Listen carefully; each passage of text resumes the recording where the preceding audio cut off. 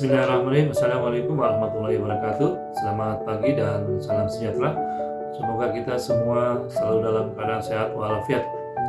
Pada kesempatan yang baik ini sebagai pembuka pada sesi edukasi tentang safety induction oleh PT Henkel, saya akan berikan rangkuman atau catatan yang penting yang perlu diketahui dan dipahami oleh supir dan kenek yang nantinya akan diimplementasikan di lapangan.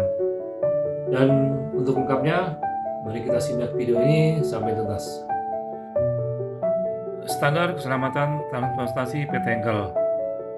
Ini khusus driver, helper, dan kendaraan. Yang pertama adalah driver wajib menunjukkan dokumen kendaraan dan lisensi surat izin mengemudi atau SIM. SIM A berlaku untuk mobil penumpang dan barang perseorangan dengan berat yang diperbolehkan tidak melebihi 3.500 kg. Yang kedua adalah SIM B1 berlaku untuk mobil penumpang dan barang perseorangan dengan berat yang diperbolehkan melebihi 3.500 kg. Dan SIM B2 berlaku untuk mengemudikan kendaraan penarik dan kendaraan dengan menarik kereta tempelan atau gandengan dengan berat yang diperbolehkan. Kedua, setiap supir wajib menerima pelatihan atau safety induction dari tim SHE.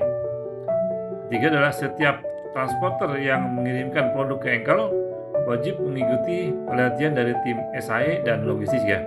Ini khusus untuk matro ya sebagai transporter.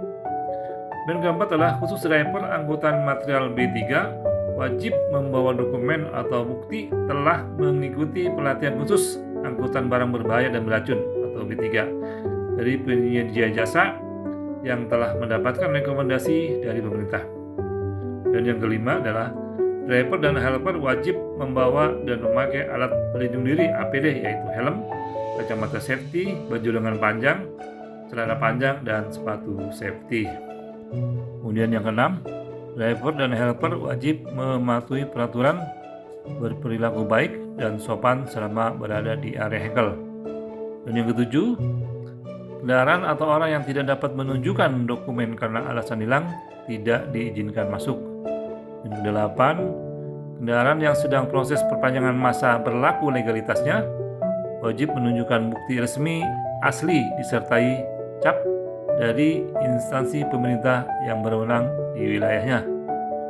10. Menunjukkan surat jalan dan PO sebagai bukti pemenuhan persyaratan kepada tim yang berjaga di pos depan sebelum memasuki area plan. 11. Kondisi fisik dan fitur pendukung truk yaitu mekanikal dan elektrikal dalam kondisi baik dan berfungsi normal. 12. Terdapat informasi identitas driver yang menempel di dashboard kendaraan. 13.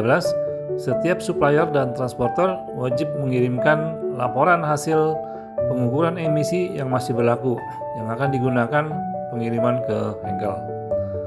14. Kendaraan tidak dimodifikasi, penambahan fungsi mekanikal dan elektrikal yang berpotensi menimbulkan panas, api, dan gangguan lain yang dapat membahayakan driver, kendaraan, dan muatan yang dibawa. 15. Kondisi ban baik, kembang ban melebihi indikator pemakaian ban. 16. Kondisi ban cadangan harus dalam kondisi baik dan sesuai standar poin 15. 17. Menyediakan alat pemadam api ringan dengan berat 3 kg untuk kendaraan kapasitas 1 ton, minimal 6 kg untuk kendaraan kapasitas di atas 1 ton, dan menyediakan kotak P3K dengan isi obat yang layak pakai dan tidak kadaluarsa. 18. Kendaraan angkutan bahan kimia atau produk wajib dilengkapi dengan alat penanggulangan tumpahan bahan kimia mencakup pasir, penyerap tumpahan dengan jumlah yang memadai, kemasan plastik, sekop, APD, respirator, sarung tangan, dan pita pembatas. 19. Kerucut dan segitiga pengaman. 20. Menempelkan nomor telepon pusat pengendali operasi yang dapat dihubungi apabila terjadi kondisi darurat pada bagian kiri dan kanan kendaraan pengangkut. 21. Supplier bahan kimia wajib memenuhi ketentuan sesuai dengan Peraturan Pemerintah Republik Indonesia Nomor 74 Tahun 2001, Keputusan Menteri Tenaga Kerja Nomor 187 tahun 1999 tentang pengendalian bahan kimia di tempat kerja dan Peraturan Menteri Perindustrian Nomor 23 Tahun 2013 yaitu A. Menyatakan dokumen SDS atau LDK bahan kimia dalam bahasa Inggris dan bahasa Indonesia. B. Menyatakan simbol dan label bahan kimia pada setiap kemasan bahan kimia. 22. Untuk supplier bahan kimia wajib menyediakan kendaraan pengangkut bahan kimia dengan keputusan Direktorat Perhubungan Jenderal Perhubungan Darat Nomor 725 Tahun 2004 tentang pengangkutan B3 di jalan yaitu A. Menempelkan identitas nama perusahaan pada kendaraan pengangkut B3. B. Memasang plakat tanda bahaya kimia pada kendaraan pengangkut B3. C. Terpasang alat pemantau dalam kendaraan atau GPS yang menunjukkan atau merekam lokasi kendaraan, kecepatan kendaraan, perilaku driver selama perjalanan. 23.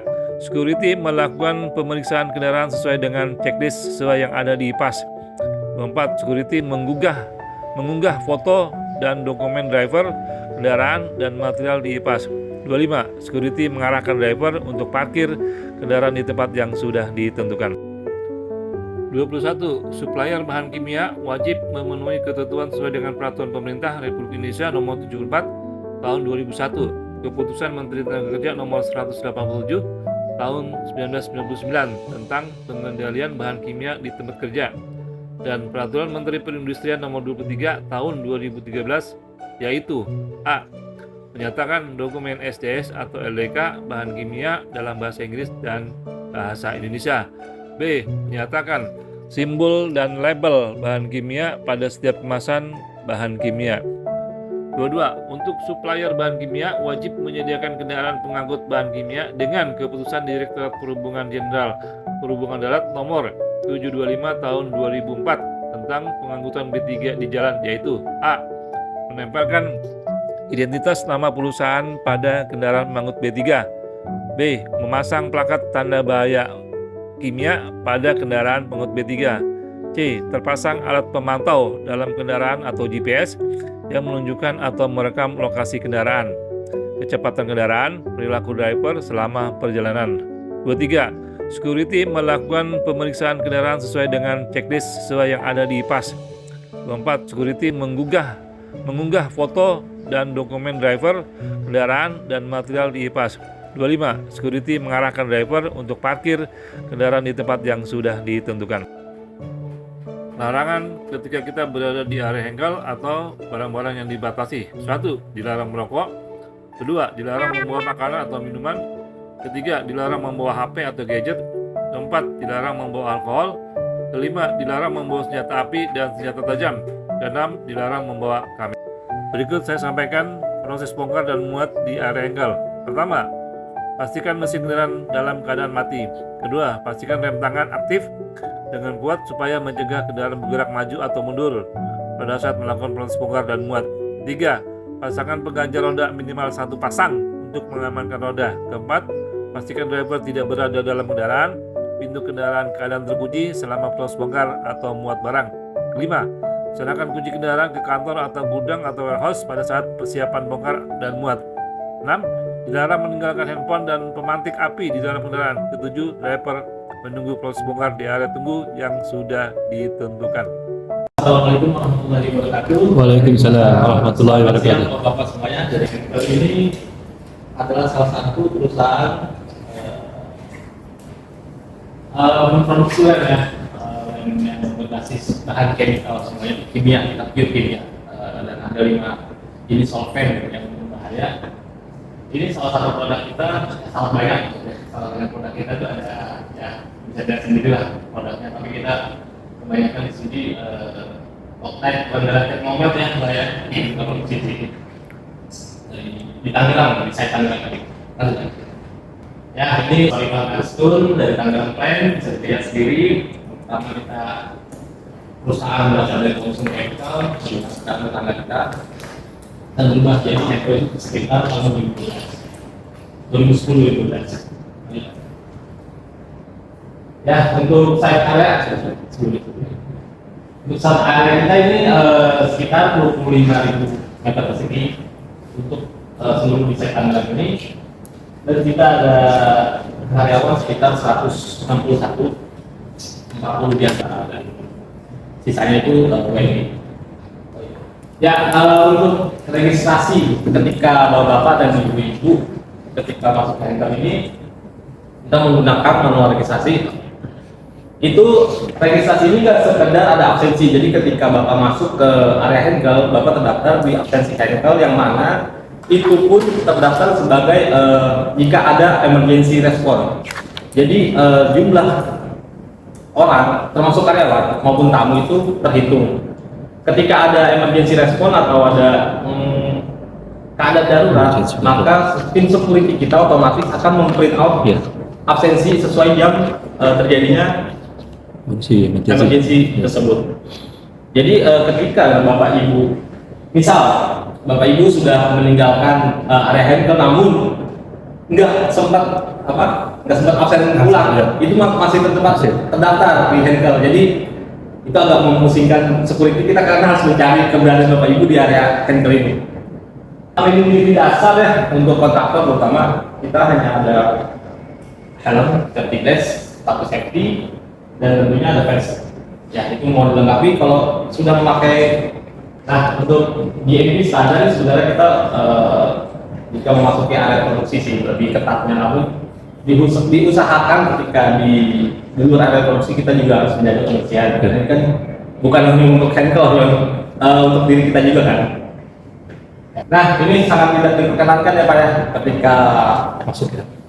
Ya kalau bapak memang punya cincin nikah pernikahan yang bisa dicopot, bisa dititip di security, itu tenang aja, itu aman, nggak bakal hilang apapun. Kalau loading, ini kebetulan Primatek ini maksudnya kalau juga loading gimana? Loadingnya gimana? Loadingnya di belakang ya. Oh belakang. Mungkin saran saya sih lepas aja Pak. Saran saya sih. Kalau di belakang kita harus berdekatan dengan OG gitu. Ya lanjut. Nah ini untuk standar ya, standar kawasan yang diperbolehkan untuk makan dan minum. Sekali lagi kita tekankan, kita nggak boleh bawa minuman maupun botol aqua, tumbler atau apapun itu ke dalam area. Kita kalau mau minum di pos security atau di Ponaka sih biasa saya juga di situ. Dan itu juga termasuk area merokok ya Pak ya. Nah itu di belakang pos security ada area merokok dan di Ponaka. Kalau saya sih lebih nyaman di Ponaka, adem. Di luar itu dilarang apa yang merokok, kita tegas sekali kalau untuk merokok di luar area yang sudah diizinkan. Sangat mudah nih Pak, ini sepele tapi cukup menjijikan. Serius, soalnya nggak hanya kontraktor juga, karyawan kita pun kadang-kadang ada yang kebablasan. Makanya itu dari saya pribadi sebagai safety, jangan sampai lah saya menemukan Lesako ini ada yang mudah sembarangan, karena itu ya pun Pak itu di jalur pedestrian waktu gitu kan. Kalau mau diumpetin lah, diumpetin di tanaman gitu kan. Nah, ini ada 8 jenis keadaan darurat di Tangerang. Ya, yang pertama itu kebakaran, yang sudah pasti ya kebakaran jenis mau kebakaran kecil maupun besar itu prioritas yang pertama. Lalu tumpahan minyak, terus kecelakaan kerja, bencana alam, ancaman manusia seperti demonstrasi, hara kita cukup sering, tapi alhamdulillah nggak pernah sampai depan-depan paling tidak waktu yang hubungannya. Terus bocoran gas, mudah menyala, keracunan makanan dan pandemi. Lalu keadaan darurat ini kita di handle memiliki 3 jenis badge.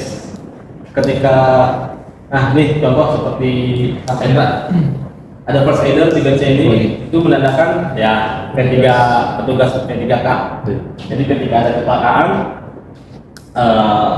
di handle ini mungkin Mas Hendro sudah disertifikasi untuk menangani pertolongan pertama pada kecelakaan tersebut. Bukan berarti langsung sembuh. untuk meringankan atau tidak terjadinya hal-hal yang lebih parah dari cedera yang Bapak alami. Terus kedua ada firefighter.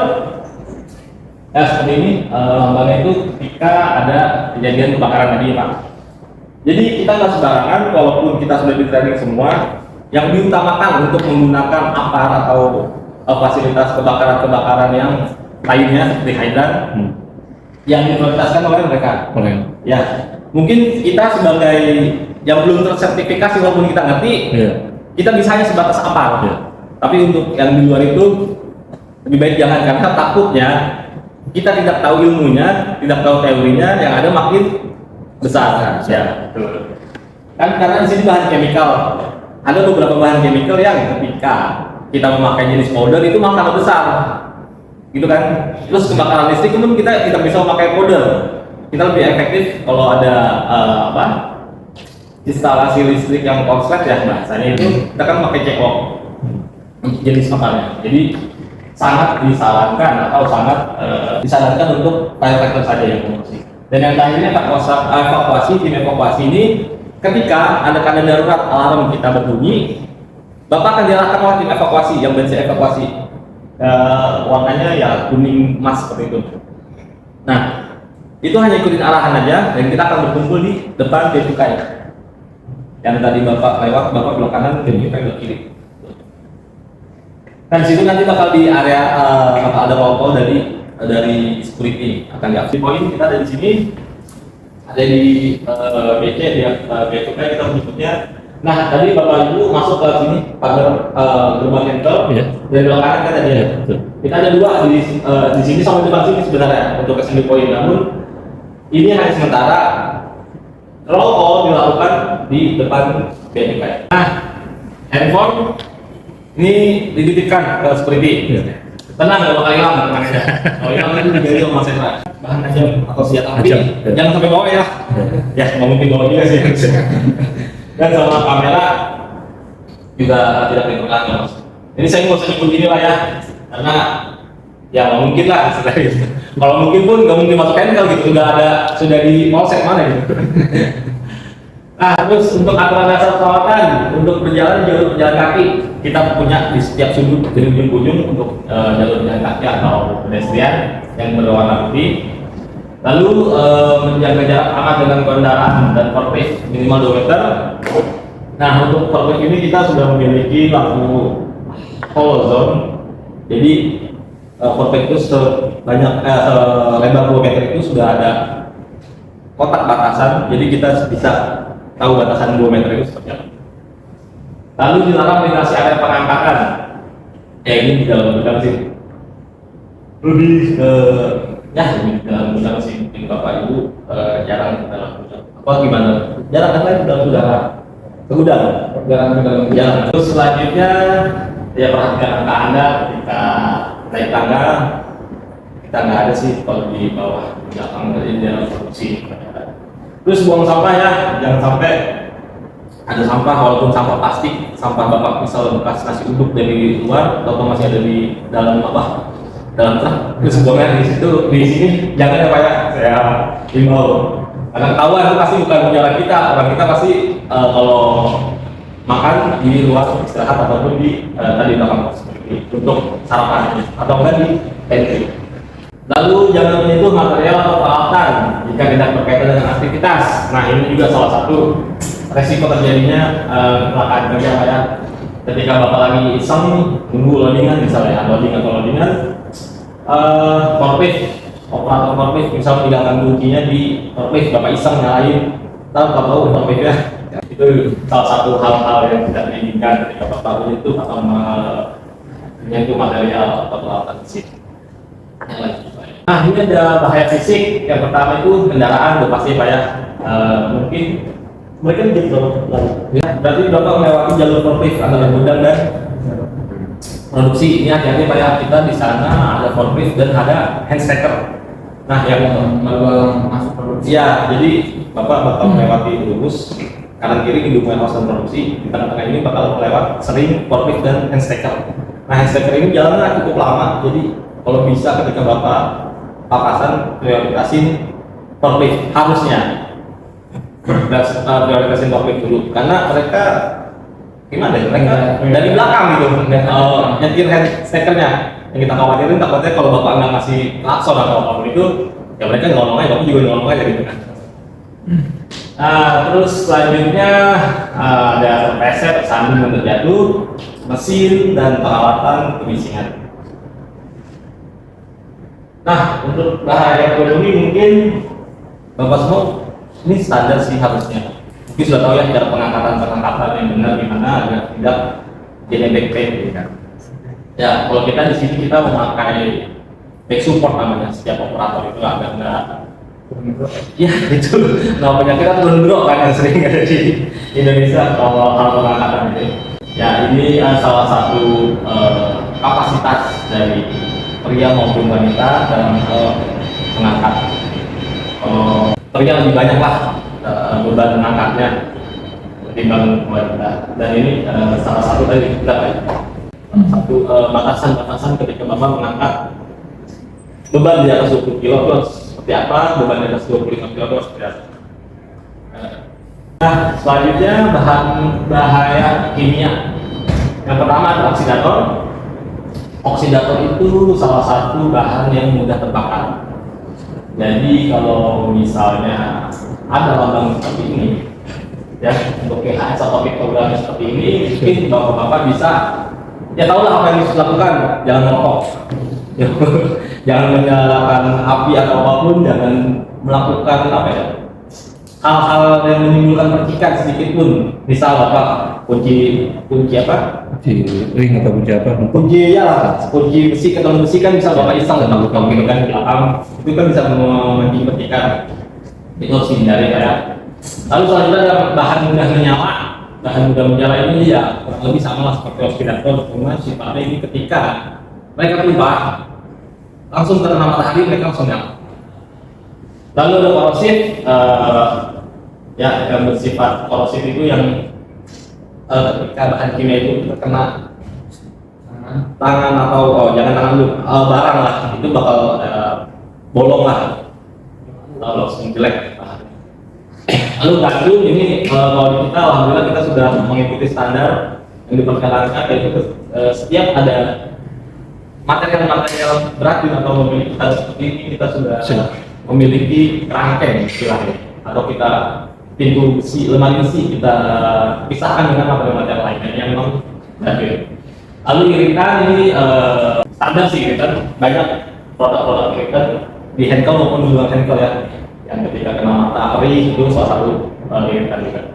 Terus bahaya terhadap kesehatan ini dapat memicu kanker. Kita banyak banget di sini bahan seperti ini. Terus juga kalau kita tidak menanganinya atau mencegahnya seperti memakai respirator ketika kita bekerja menangani bahan tersebut, Pak, banyak beberapa penyakit, salah satunya kan kanker. Lalu paru-paru, ada lagi terakhir tahu kemandulan. Itu salah satu bahaya kalau kita bekerja tidak aman, tidak sesuai dengan prosedur yang tadi. Lalu yang terakhir ini ada bahaya terhadap lingkungan. Jadi di handle ini kita semua gedung ya harusnya yang menyimpan material atau memproduksi material itu kita memiliki secondary containment, Pak.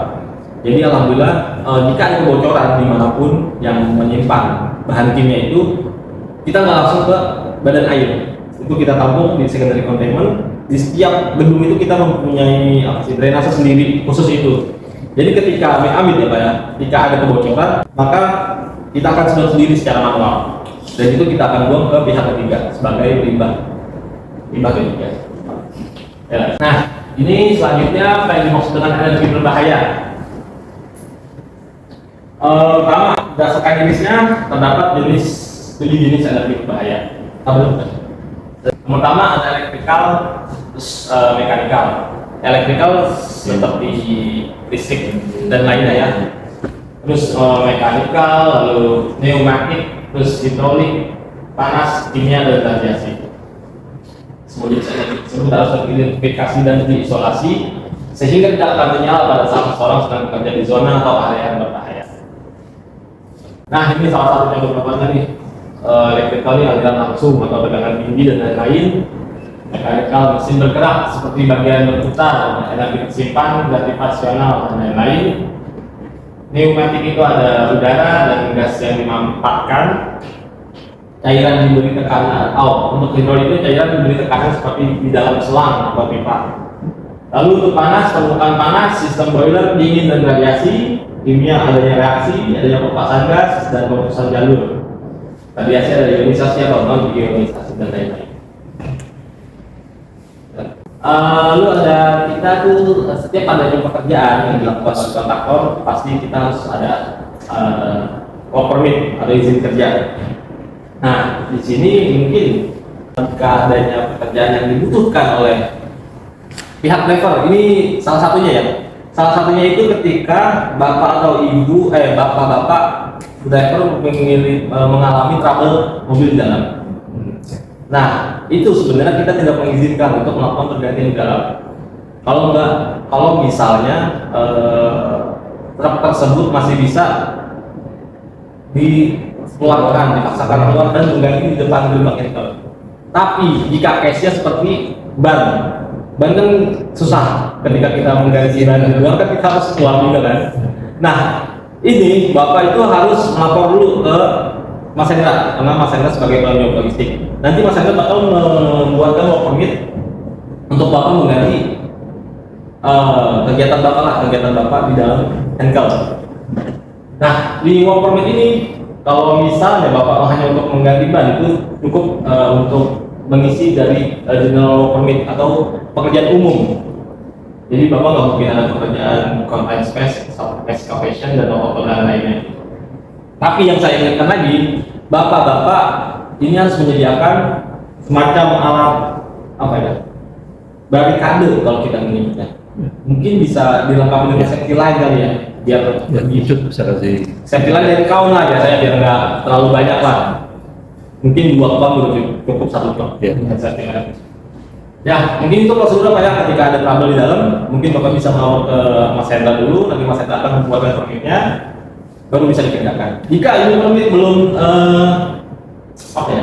belum ada tantangan dan lengkap dari semua pihak handle, maka bapak belum bisa bekerja. Dan kalau ketika bapak datang bekerja, tapi ini si permit ini belum terpenuhi, maka bapak dianggap pekerja ilegal. Gitu ya. Jadi mungkin security kita bisa bukan mendukung lagi, lebih secara paksa untuk masalah itu urusan belakangan. Bapak jangan bekerja dulu.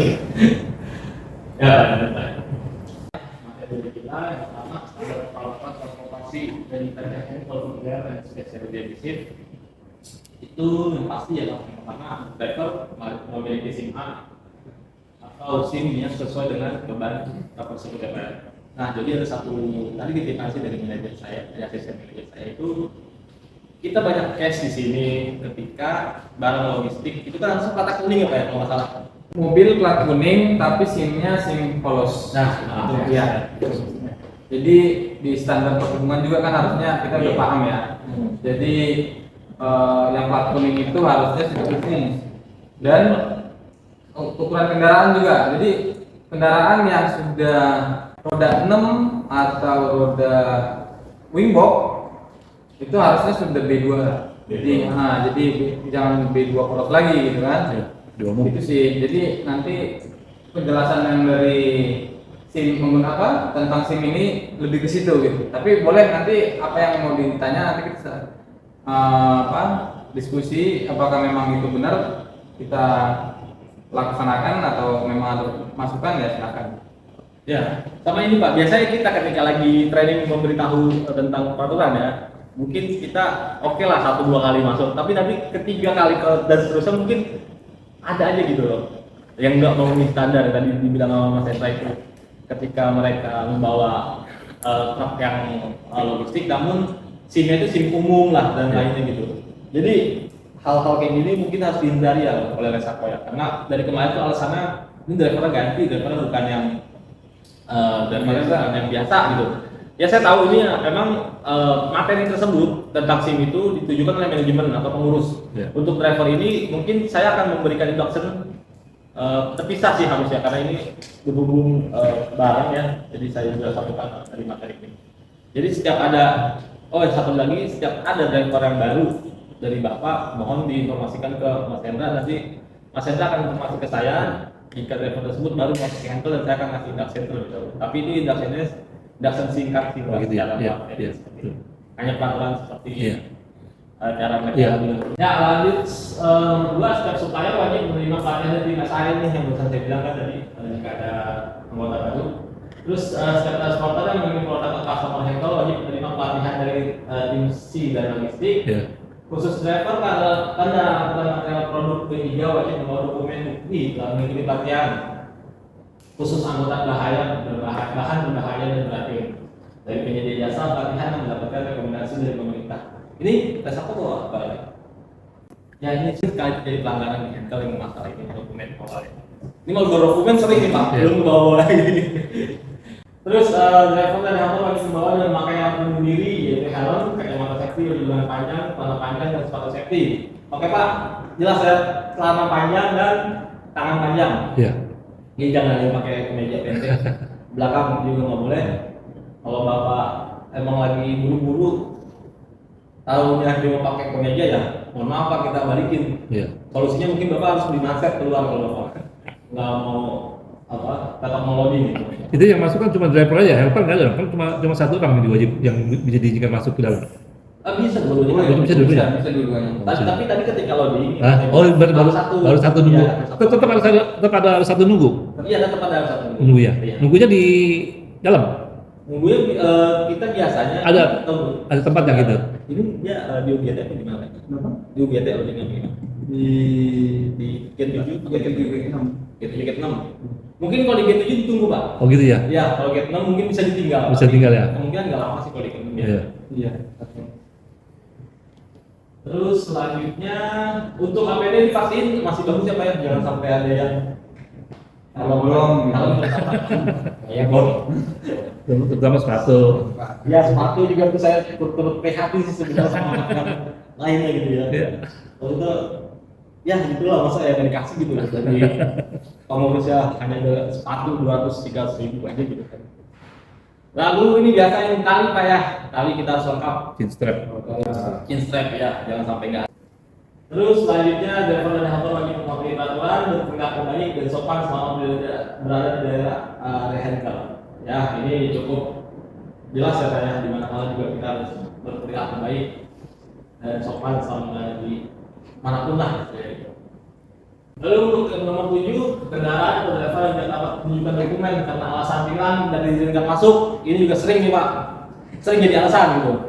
Dia lupa naruh atau lupa bawa, tapi alasannya ketilang di jalan. Jadi kita nggak mau tahu, walaupun ada surat tilangnya pun kita nggak mau tahu. Kita tetap tidak diizinkan masuk dalam handle Pak. Oh kalau ada tilang-tilang kayak gitu Nggak usah, nggak boleh. nggak bisa, berarti. Bisa. Oh iya. Itu harus diurus dulu. Ya berarti tegas artinya kalau Ya. kalau memang kendaraannya. Tapi tiba-tiba ketika kendaraan berangkat tiba-tiba di jalan dia kena tilang. Ya itu berarti kan dokumen nggak lengkap itu aja. Iya. Intinya perjalanan Bapak dari perusahaan Bapak Balik lagi dong. kali itu gitu ya Pak. Balik lagi dong. Berarti kan Bapak istilahnya kalau Bapak sudah kena tilang di jalan, ya berarti ada sesuatu yang nggak sesuai standar gitu di Iya. mobil Bapak kan gitu. Lalu untuk menunjukkan surat jalan dan purchase order atau PO sebagai bukti pemenuhan persyaratan pada tim security yang menjadi pos depan sebelum masuk ke area pen. Lalu kondisi fisik dan fitur pendukung truk, mekanikal dan elektrikal dalam kondisi baik dan berfungsi normal. Ini nomor 10, kondisi fisik ini sering ditemukan oleh ban. Kualitas ban itu banyak yang pecah, itu kita Iya. nggak Itu kenakan. Pak terkait dengan sarapan harusnya itu berapa persen itu Pak? Nah, itu Pak. Nanti kita ada Pak. Sekitar 70 atau 80%.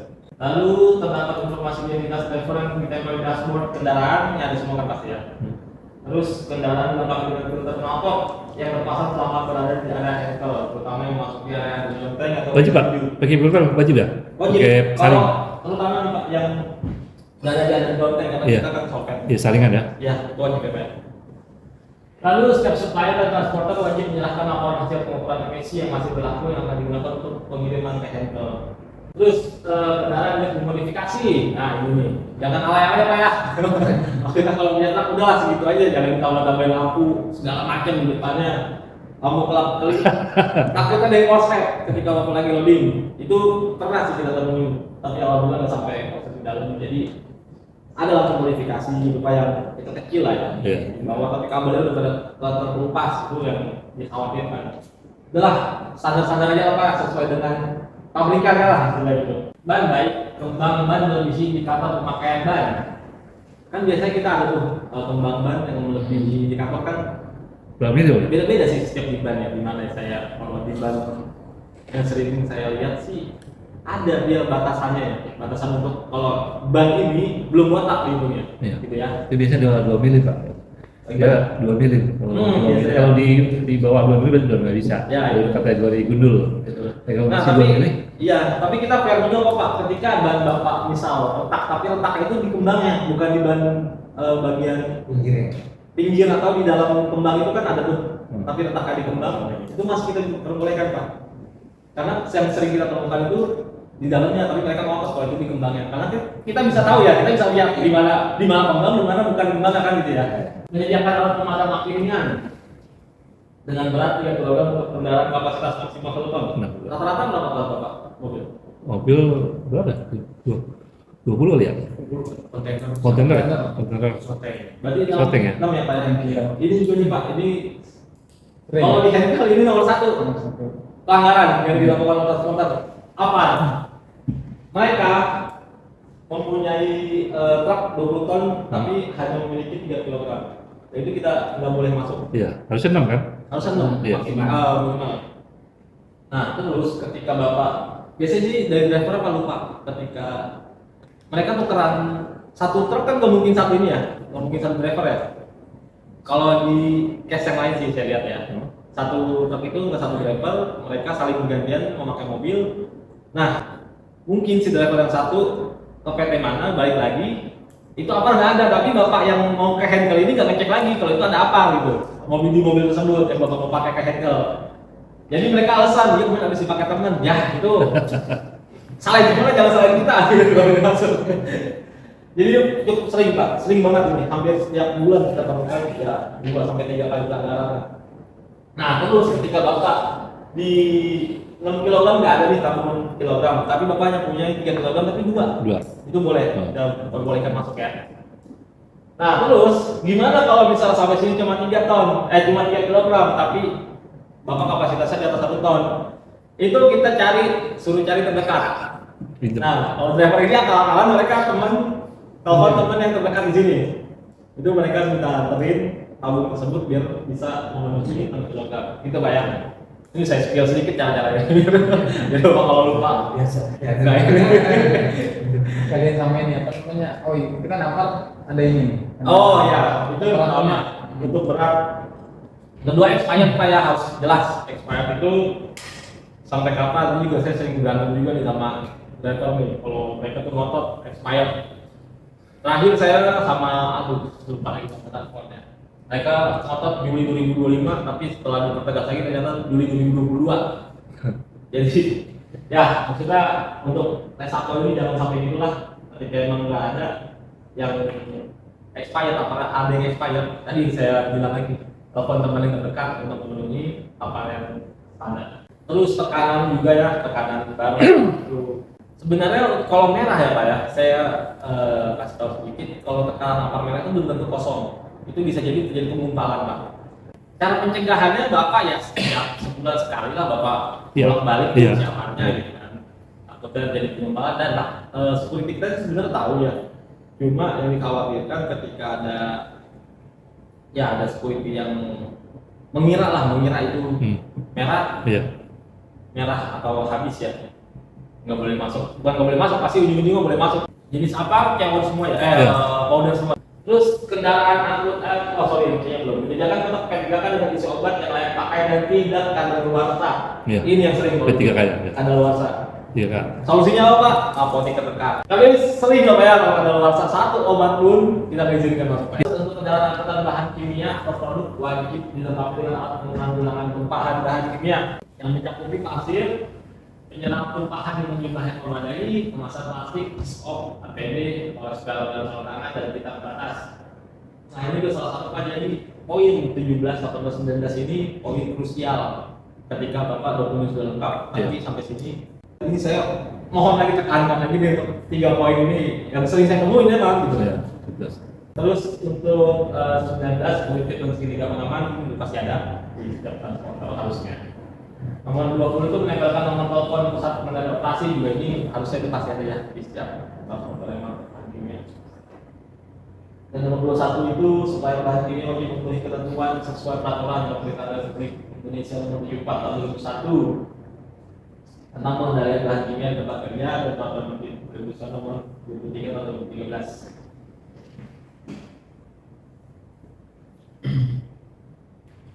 Nah ini Pak, ya harus sesuai kan pasti ya. Seperti ini kan kita berdasarkan undang-undang.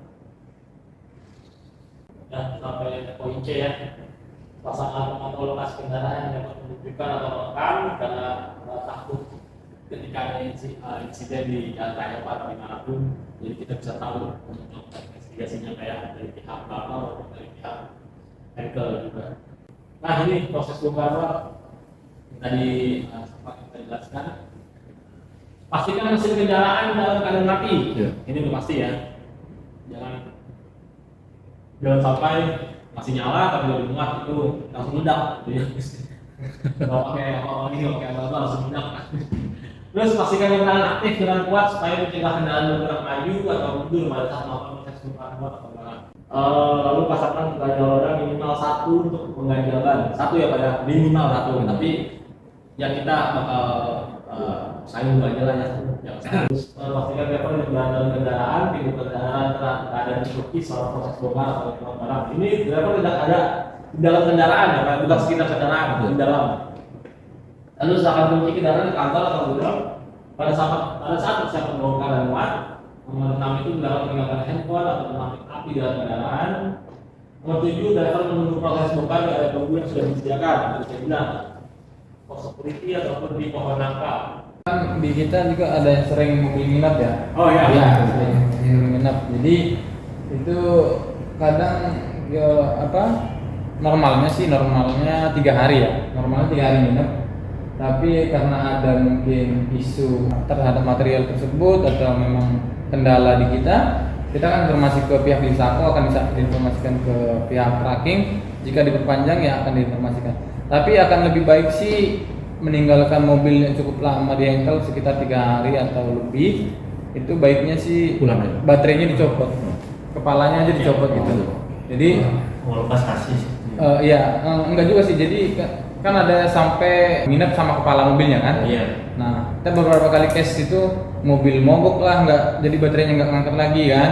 Ya, itu sih paling banyak sih baterainya lowbat jadinya. Jadi kalau bisa ya sebelum meninggalkan engkel si drivernya itu disampaikan baterainya itu dicopot aja, kepalanya itu dicopot aja biar. Jadi pada saat pengambilan mobil ya tinggal nyalain lagi.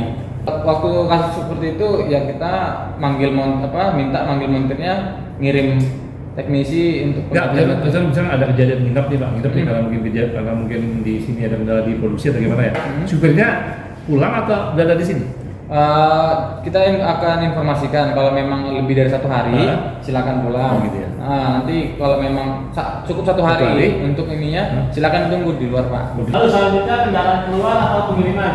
Yang pertama, tugas security ngecek kondisi kendaraan supplier termasuk kondisi kran atau valve isolate sebelum meninggalkan area plant. Nomor 2, petugas security mengecek segel bea cukai kendaraan transporter sebelum meninggalkan area plant.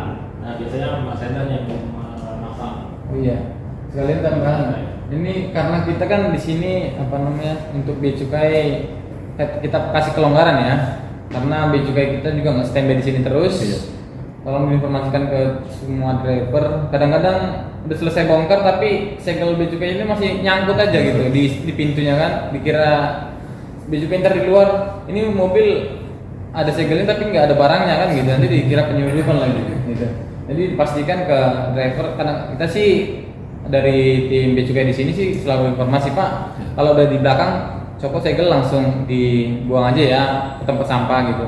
Karena sudah dikasih izin dari kita ya silakan gitu. Tapi kalau di luar ya jangan gitu. Kalau masih di luar jangan dibuka.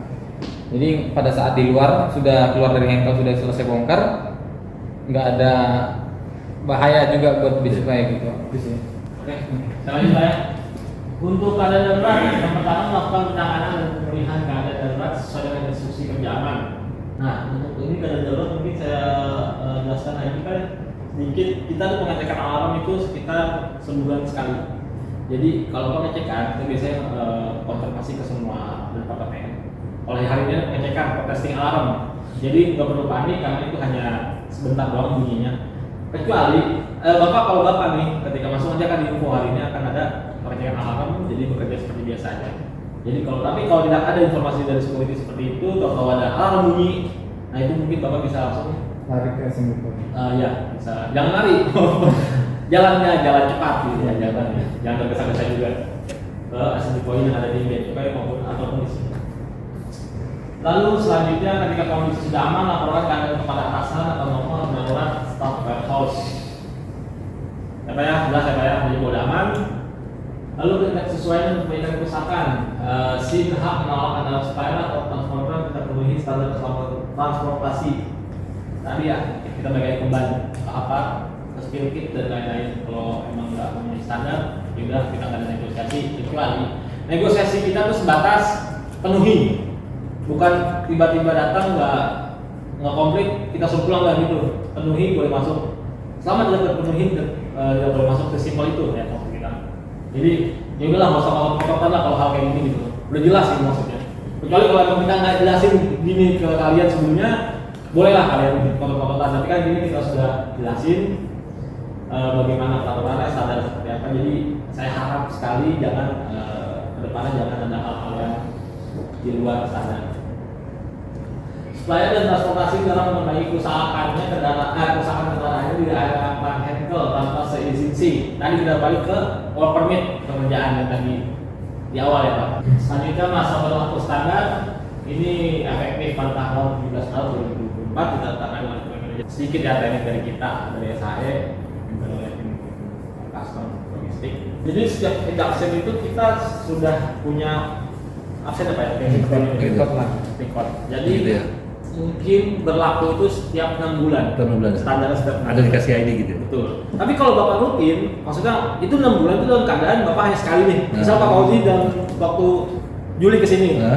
Terus Bapak nggak pernah kesini lagi nih. Januari Bapak kesini. Nah, itu Bapak wajib pindah lagi. Ya. Tapi kalau driver setiap hari Bapak wajib masuk. Dari pihak Primavek untuk biasanya kan Primavek nih apa namanya yang LCL nih. Biasanya nih paling ribet nih LCL nih. karena iya apa namanya betul. Jadi kadang mobilnya SIM-nya nggak sesuai kan. Jadi di ini apa namanya ditekankan lagi. Pokoknya yang plat kuning itu harusnya umum gitu ya. Jangan polos lagi dipakai SIM-nya ke handle. Ya, terus kendaraannya juga kalau bisa sesuai dengan muatan gitu. Kalau muatannya cuma 1 ton, masa bawa wingbox kan gitu. Jadi disesuaikan dengan SIM dan barang yang dibawa. Kemarin kayak gitu, mobilnya wingbox, tapi saya bawanya cuman 2 ton Pak. Emang nggak bisa B1 polos? Ya nggak bisa kan gitu. Jadi sesuaikan aja mobilnya dengan SIM-nya gitu. Jadi nggak ada alasan muatan saya cuma 1 ton atau 2 ton gitu. Jadi dipertegas lagi aja ke pihak Primaveknya. Kalau mobil nginap dipastikan baterainya dicopot aja intinya. Jadi biar nggak ada kendala pada saat bongkarnya nanti. Karena kalau udah nginap pasti disuruh timbang lagi ke belakang. Nah itu yang pada saat mau mundur menimbang, Pak baterainya ini ya. Padahal udah ditungguin sama orang gudang kan gitu. Terkait kendala, contoh pernah juga di kita, Pak kopling mobil saya udah nggak ada tenaga. Waktu itu udah di belakang, udah habis timbang, mau bongkar, mau maju ke depan sini, udah nggak ada tenaga tuh mobil kan. Wah gimana ya gitu. Nah ya udah saya kontak ke, boleh dipanggil teknisi.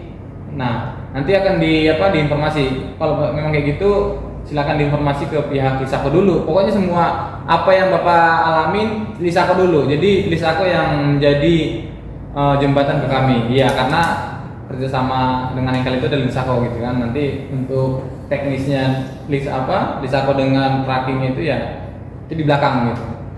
Mereka ingin ganti ban. Kan kalau kita kan dengar ganti ban, mereka langsung ganti dengan ban serok ya. Iya. Tapi ini enggak. Mereka ambilnya dalam gitu.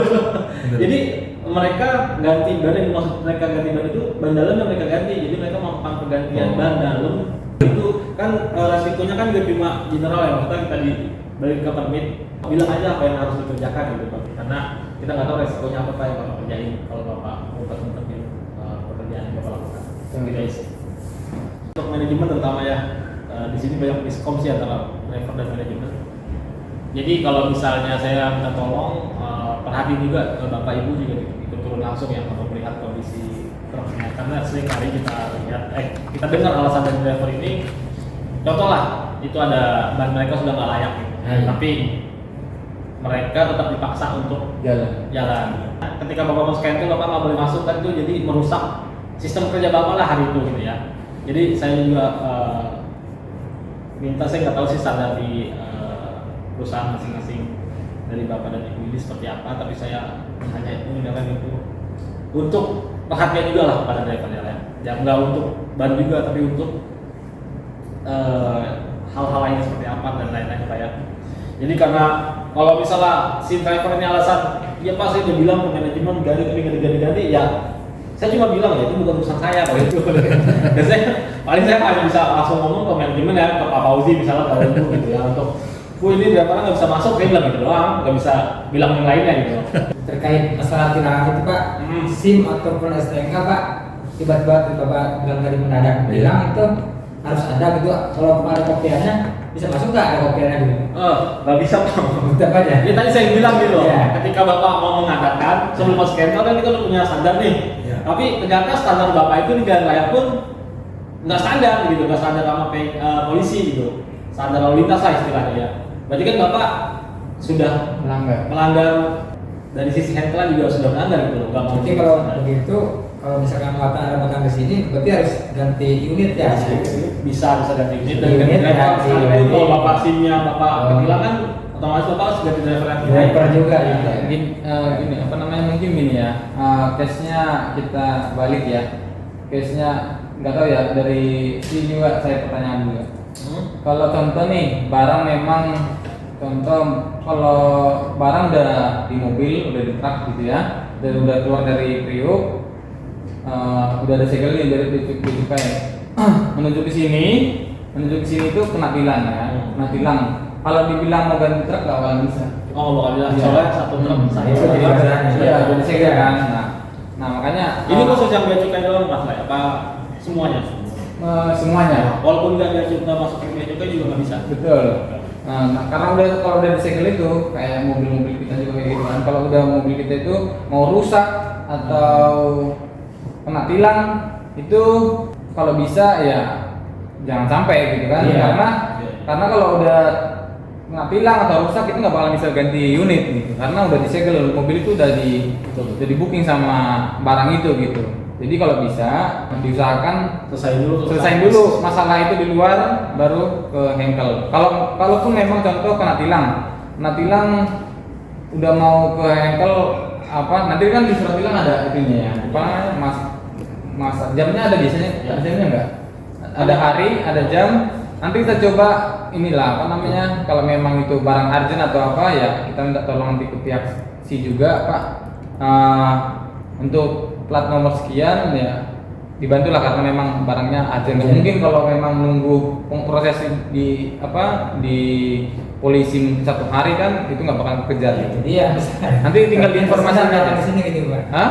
Yang urusan itu harusnya terserah kalau di sini. Iya, nanti nggak apa-apa, nanti pokoknya nanti itu apa namanya di saya nanti filternya. Yo. Kalau memang mobil Bapak terkendala kena tilang, nanti bisa lah dihubungin ke saya, pihak Lisako. Nanti Lisako yang ngasih informasi ke saya, Pak mobil kami untuk mengantarkan ini kena tilang pada jam sekian, dan kena tilangnya karena ini gitu kan. Nanti akan coba saya lihat itu barang diperlukan nggak gitu. Kalau memang barang diperlukan, nanti saya akan coba negosiasi dengan si kita apakah memang itu bisa dibookingankan atau gimana. Kalau memang itu saya lihat ini barang masih bisa lah untuk 1 hari 2 hari untuk pengurusan, ya silakan diurus dulu gitu sih. Jadi agar ditekankan ke driver agar tertib berlalu lintas gitu. Kalau memang itu hanya 1% lah ya, 1% kita kasih keringanan gitu. Itu sih. Makanya tadi saya bilang itu Pak, saya yang prioritaskan. Contoh kan Bapak bawa itu pasti saya tahu barang apa gitu kan. Nanti Lisako yang akan informasi ke saya, Pak mobil A PO-nya sekian terkena tilang hari ini. Itu apakah bisa masuk ke bengkel atau enggak? Nanti saya lihat datanya, oh barang tersebut masih bisa 1 hari 2 hari untuk di luar nunggu gitu kan ya. ya silakan itu diproses dulu. Kalau memang itu mengganggu aktivitasnya tracking, harusnya secepat itu, harusnya bisa cepat mengurusi itu, nggak sampai 1 hari 2 hari gitu. Jadi saya informasi ke pihak Bisako, Pak, oh ya udah itu diurus dulu nggak apa-apa, bisa kok, ini barang belum urgent. Tapi kalau memang barang udah ditunggu produksi harus itu, nanti saya coba diskusi lagi ke pihak Henkel untuk mohon toleransinya gitu. Tapi biasanya jarang kita kasih toleransi biasanya. Itu jarang, makanya nanti cancel 99/1 kayaknya. iya, untuk terjaringnya masalah seperti itu selama saya bertugas untuk logistiknya di Henkel sih belum ada ya Pak. Jadi nggak tahu untuk Blisaku belum pernah kasusnya. Makanya mudah-mudahan ya untuk itu ya 1% aja gitu. Kalau bisa ditekankan ke drivernya tertib lalu lintas lah gitu. Kalau memang ada nanti kita coba ya. Tadi itu saya bilang coba saya negosiasi bahwa barang itu lagi diperlukan sama produksi. Sama-sama lagi Pak, untuk driver ini terutama nanti ketika misal lagi loading ya Pak, setelah loading itu atau nunggu antrian mobil penuh, Bapak nggak bisa parkir dimanapun. Usahain juga jangan parkir di depan produksi yang tadi saya bilang lalu lakukan itu. Bapak bisa parkir di Depan bea cukai itu. Iya, ya. nanti akan di sini. Karena biasanya Pak, karena kalau lagi banyak muatan yang loading itu security kita juga terbatas. Jadi drivernya juga mencari lahan kosong aja kan mereka kan. Nah, dimanapun itu biasanya di depan produksi, tapi itu jangan kayak kalau kita sih bilang diharamkan sekali. Kalau mau yang samping D3 itu BST itu yang depan bea cukai kantor Mas Hendra. Situ aja banyak. Kita sebenarnya ya kita pikir aman gitu kan. Pada waktu itu kita sebelumnya kita pernah setegas ini berapa kali ban Henkel jedar kan kaget semua kan gitu kan, ban meledak, ban mana tuh, ban mobil ini nah, itu sih, jadi bikin jantung orang debar-debar itu. Jika ada pelanggaran saya akan komunikasi dahulu ke bapak drivernya atau setelah tidak memenuhi titik terang itu bakal manajemennya. Jadi yang masalah lobbying yang dilakukan Mas Hendra itu mungkin benar adanya, cuma dari sini juga nggak bisa memastikan kalau itu lobbying itu harus berhasil 100%, karena banyak yang harus kita pertimbangkan. Nggak hanya ini urgent kita masukin, ini mentang-mentang ini urgent kita masukin, nggak sampai begitu Pak, karena kita tahu yang benar-benar urgent dan yang mana benar-benar enggak gitu ya. Ya mungkin itu aja Pak ya, saya cukupkan dan ini akan saya share ke Mas Hendra, mungkin itu aja Pak ya. Terima kasih. Wassalamualaikum warahmatullahi wabarakatuh. Waalaikumsalam.